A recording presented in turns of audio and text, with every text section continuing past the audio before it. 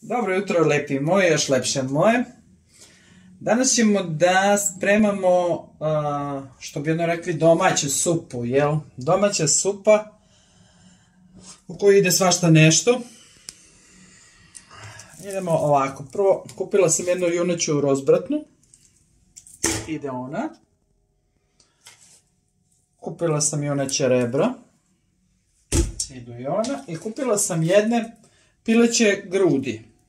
Zašto sam kupila 3 različita parčeta mesa? Zato što supa kad se sprema najbolje je kad ima različita mesa.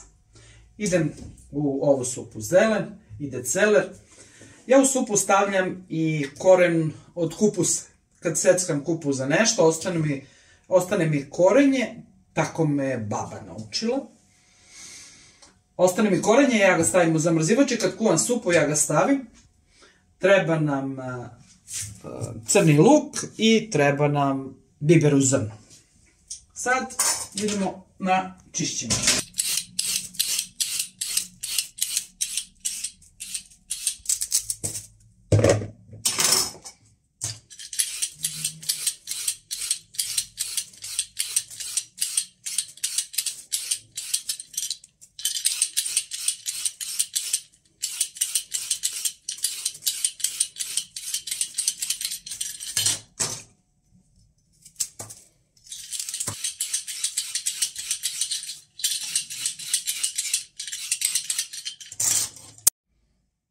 Evo, očistili smo zelen. Očistili smo celer. A ja sam se u međuvremenu setila da sam imala u zamrzivaču još jednu šuplju kost. Pa sam i to dodala. Stavit ćemo biber. Stavit ćemo kupus. I sad ćemo da ispečemo luk na plotni.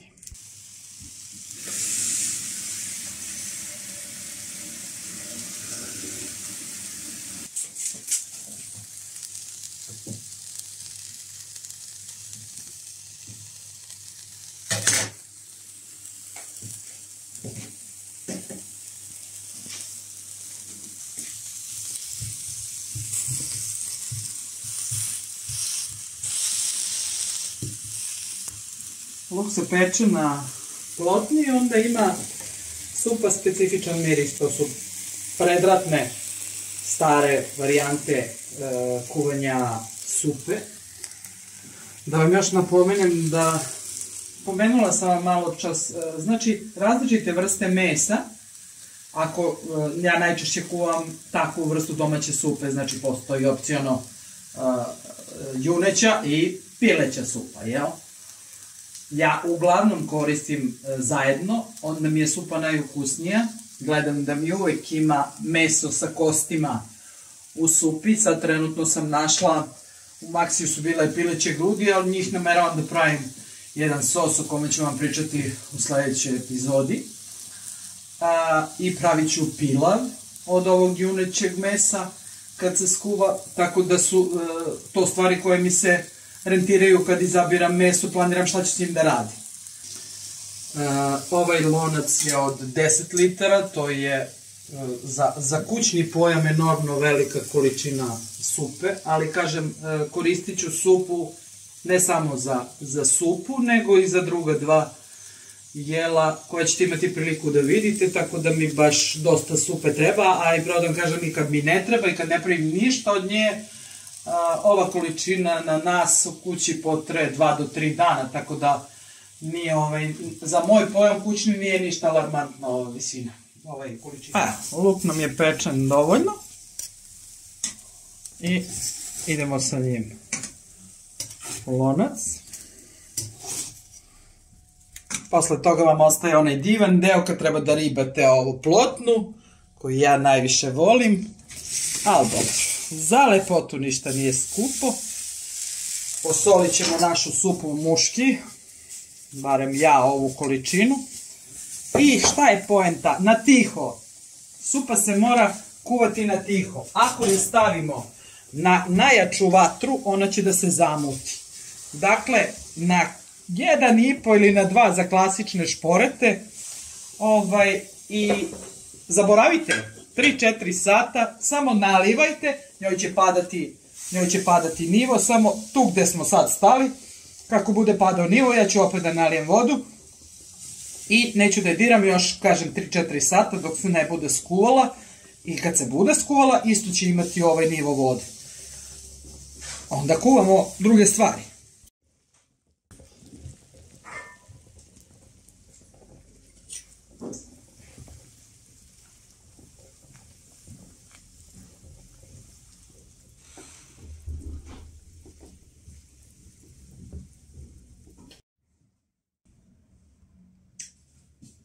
Provrila nam je, odnosno skuvala nam se supa.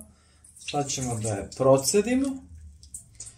I onda ćemo iza toga da napravimo knedle i da je, što se kaže, zakuvamo.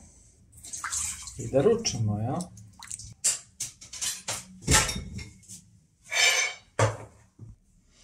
Stavili smo supu da provri. Sad ćemo da napravimo knedle za supu. Uzeli smo 2 jaja na ovu količinu supe, meni je to ok. Posolila sam malo.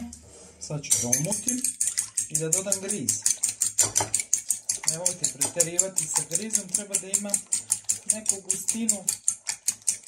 Pa, vidjet ćete kad budem napravila, samo sačekajte 10 minuta pre nego što zakuvate knedle, jer griz bubri u ovim žumancima. Tako da, ono što vam se čini da je žitko, neće biti žitko ako sačekate 10 minuta.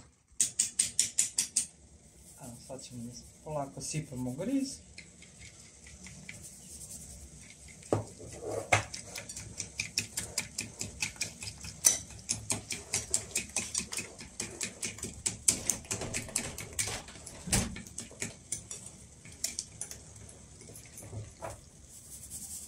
I još malo. Ovamo nam umeđu vremenu supa samo što nije.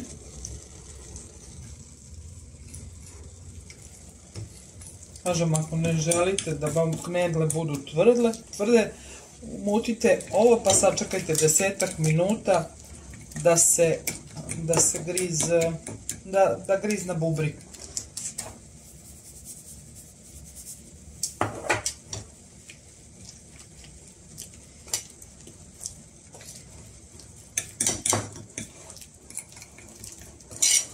Evo sad ćemo da zakuvamo.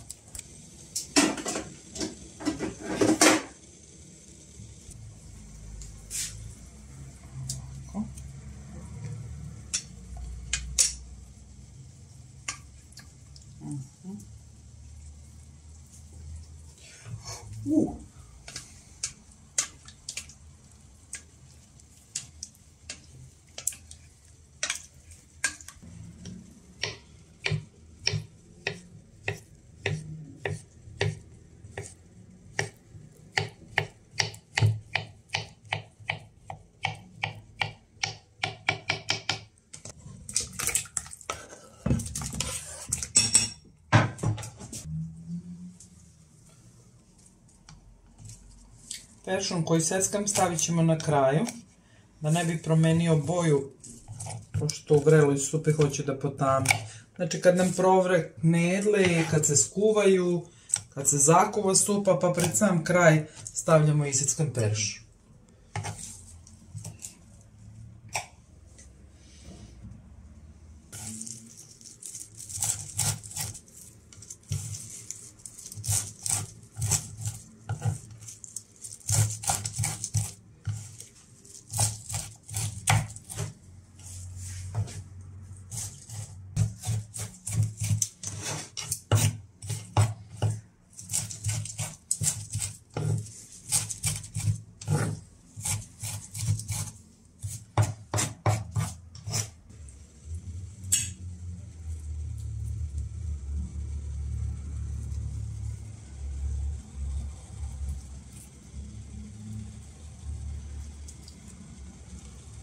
Sačekali smo 10 minuta, sad ćemo da stavljamo knedle. Evo, otkriću vam jednu tajnu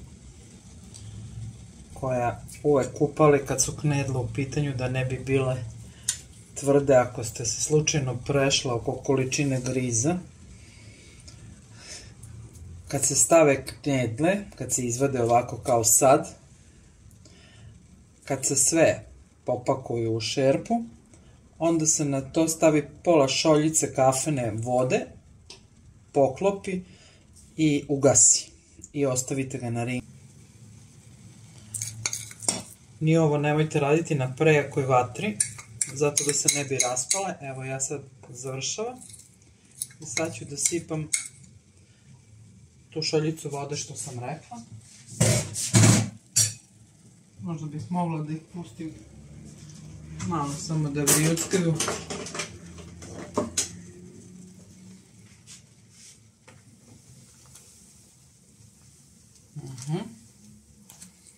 Evo su naše knedle, pogledajte koliko su se uvećale u odnosu na ono što sam ja sipala kafenom kašičicom.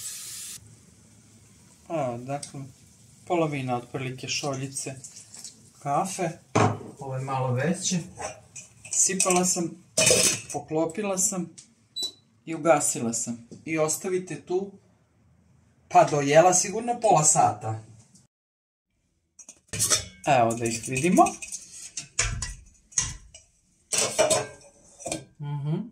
Evo vidite koliko su porasle. A vađene su jednom kafenom kašičicom. Zaboravila sam malo čas da napomenem da je ovde trebalo da ide jedna malo veća kafena kašičica vegete, ali za to nije kasno ni sad. Nemojte preterivati s vegetom jer će da izgubi ukus koji treba da ima. Ipak su to pojačivači ukusa. I još da ne zaboravim da vam kažem da je, ako imate manju količinu supe, pravite knedle od jednog jajeta. Ja imam veću, imam i da nalivam i moji puno vole knedle, tako da ovo je sad recimo gušća forma nego što bi trebala da bude inače, ali to kod mene ode, ja onda zakuvam drugu turu supe i to ode i tako. Znači ja uvek pravimo 2 jajeta. Ako imate manju količinu, pravite jedno. Uzdravlje i držite se.